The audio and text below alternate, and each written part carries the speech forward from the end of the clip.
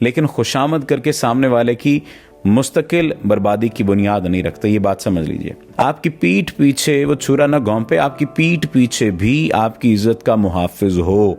फायदे के लिए अपने आप को किसी दूसरे के दामन में लाकर बिठा नहीं देना।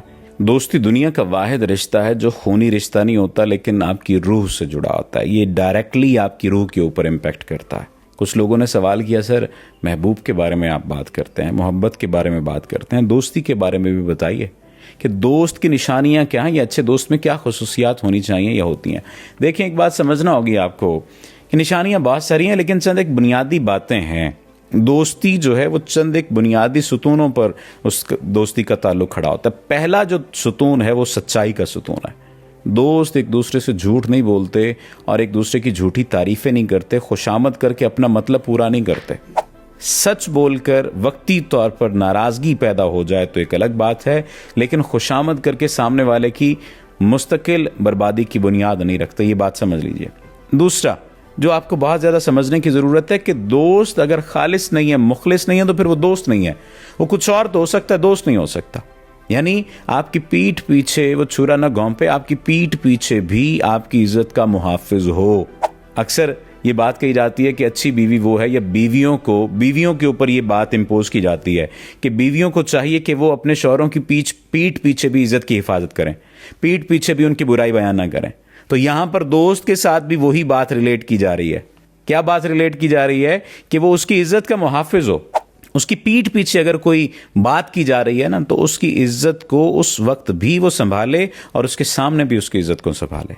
सामने कम से कम उसकी जो बुराई है या खामी है या कमी है या कोताही है उस पर बात कर सकता है, लेकिन पीठ पीछे ना खुद करेगा ना किसी को करने देगा। ये बात समझना बहुत ज़्यादा ज़रूरी है। तीसरी जो बड़ी और बुनियादी बात है वो ये है कि वफादारी होनी चाहिए। फ़ायदे के लिए अपने आप को किसी दूसरे के दामन में लाकर बिठा नहीं देना। किसी दूसरे के साथ अपने आप को मतलब के लिए जोड़ नहीं लेना कि मतलब दोस्त से पूरा नहीं हो रहा तो अब दोस्त के दुश्मन से पूरा हो रहा तो उसके साथ जुड़ जाए। अगर ऐसा हो गया तो फिर इसका मतलब वो वक्ती तौर पर फ़ायदा उठाने वाला तो है, लेकिन आपका दोस्त नहीं है। चौथी जो निशानी है वो मदद है। मैं मुश्किल में तुम्हारे काम आऊँ ना आऊँ, मुझे आवाज़ दे लेना, तुम्हें अच्छा लगेगा। ये ज़रूरी नहीं है कि लाखों हों उसके पास, करोड़ों हों उसके पास, और जब आपको लाखों की या करोड़ों की ज़रूरत हो तो उस वक्त फौरी तौर पर वो आपको पैसे दे दे। लेकिन ये ज़रूरी है कि जब दुनिया हाथ खींच ले, जब दुनिया पीछे हट जाए, जब दुनिया नेगेटिव हो जाए, तो उस वक्त वो आपके कंधे पर हाथ रख कर खड़ा हो और कहे कि मैं तुम्हारे साथ हूँ। साथ के लिए सिर्फ पैसे की ज़रूरत नहीं होती, साथ के लिए एहसास की ज़रूरत होती है। और अगली और आखिरी बात जो मैं करने लगा हूँ वो ये है कि वो आपकी खुशी में खुश हो, आपकी कामयाबी में कामयाब हो, आपकी नाकामी में नाकाम हो और आपके दुख में दुखी हो। अगर सामने वाला जिसे आप अपना दोस्त समझते हैं वो ऐसा नहीं करता तो समझ लीजिए कि वो फिर आपका दोस्त नहीं है। एक शख्स जो आपके साथ रहता है लेकिन उसे आपकी ज़ात के ऊपर यकीन नहीं है, उसे ये यकीन नहीं है कि आप कामयाब हो जाएंगे और वो आपकी कामयाबी से जलता है, तो फिर समझ लीजिए वो कोई और मखलूक तो हो सकती है, वो आपका दोस्त नहीं होता।